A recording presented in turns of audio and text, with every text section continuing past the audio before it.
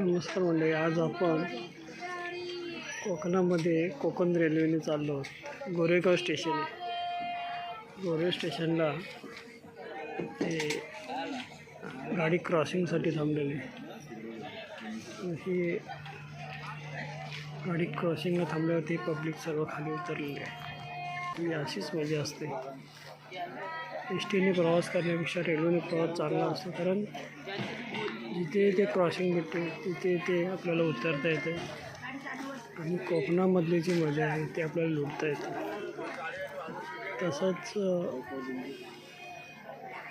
S टीच्या प्रवासापेक्षाही रेल्वेचा प्रवास चांगला आहे, कारण रेल्वेमध्ये काही त्रास होत नाही आपल्याला आणि फेरीवाले चालू असतात. जे मनाला वाटेल ते आपण खायला घेऊ शकतो आणि मौज मजा करून आपण कोकणामध्ये जातो. हे गोरेगाव स्टेशन आहे. ते गाडी क्रॉसिंगला थांबलेलं आहे. त्याच्या आजूबाजूचं स्टेशन सर्व एरिया आहे. आता पाऊस गेले असल्यामुळे सर्व गवत वर सुकलेलं आहे.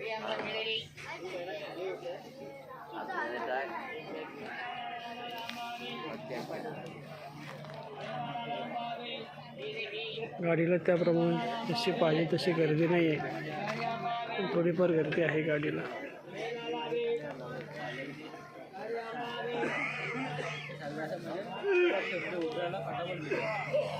कोकणामध्ये जाणं हे प्रवास करणं हे वेगळंच असतं. तिथली कोकणातली जी मजा आहे बघण्यासारखी असते.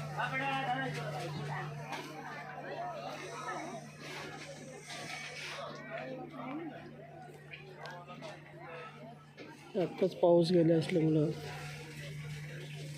सर्व गावात एकदम ओल आहे. ते फेरीवाले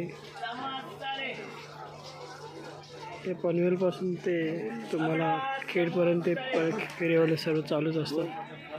त्याच्यामुळे प्रवास किती 2-4 तासाचा 5 तासाचा असला तरी पण त्रासदायक असं वाटत नाही. एकदम प्रवास केल्यासारखा पण वाटत नाही. एवढा त्या ट्रेनमध्ये मजा असते आणि सर्वसामान्यांना परवडेल असे तिकीट असते. आज तुम्ही दिव्यापासून ते खेडपर्यंत 100 ते 110 रुपये तिकीट आहे. त्याच्यामुळं सर्वसामान्य लोक ह्या दिवा पॅसेंजरने सावंतवाडी, रत्नागिरी इथे जातात. ज्यामध्ये कमीत कमी दिवा ते सावंतवाडी 200 ते 225 रुपये तिकीट असेल. त्याच्यामुळे सर्वसामान्य लोकांना परवडेल असे तिकीट असल्यामुळे सर्वजण या गाडीमध्ये असतात. बंधूंनो, म्हणजे आपल्याला कधी वेळ आहे तर खरोखर कोकण रेल्वेने कोकणामध्ये प्रवास करा.